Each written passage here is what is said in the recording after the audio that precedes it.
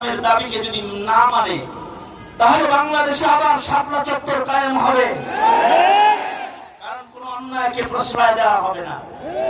হেফাজতে ইসলাম সংগঠিত হয়েছে ইসলামী মূল্যবোধকে দ্বিতীয় বৃহত্তর মুসলিম দেশে প্রতিষ্ঠিত রাখতে, আর ইসলামের দুশ্মন যারা মুসলমানদের উপরে আক্রমণ ও আঘাত যারা করে তাদের বিরদাত ভাঙার জন্য হেফাজতে ইসলাম জন্মগ্রহণ করেছে।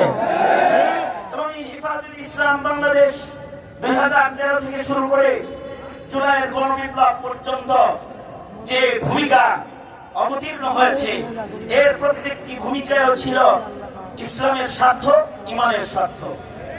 ভোটের রাজনীতি করার জন্য হেফাজতে ইসলাম নয়, হেফাজতে ইসলাম ছাড়াও এদেশে ইসলামী রাজনীতির দল রয়েছে। হেফাজতে ইসলাম হলো ইসলামের খেলাফ যে বলাবে তাকে দৃষ্টান্তমূলক শাস্তির কাঠগড়ায় দাঁড় করানোর জন্য আগমন করেছে। আমি গতকালকেও আমির হেফাজতের সাথে লম্বা বৈঠকে মত বিনিময় করেছি।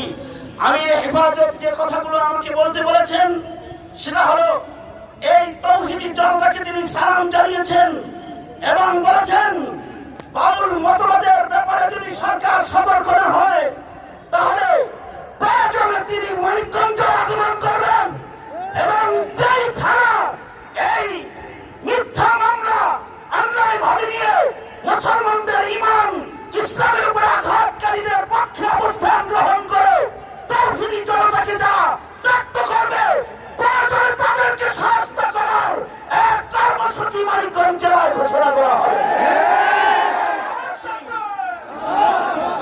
পাশাপাশি সময় কম, পাশাপাশি ডক্টর ইউনূস সাহেব আপনাকে বলছি, ইমরানের সরকারকে বসিয়েছিল আওয়ামী লীগ, আপনি কি বাউল সরকারকে বসাতে চান নাকি? যদি তাই না হয় তাহলে বাউল নামে যারা ইসলাম আর মুসলমানদের বিপক্ষে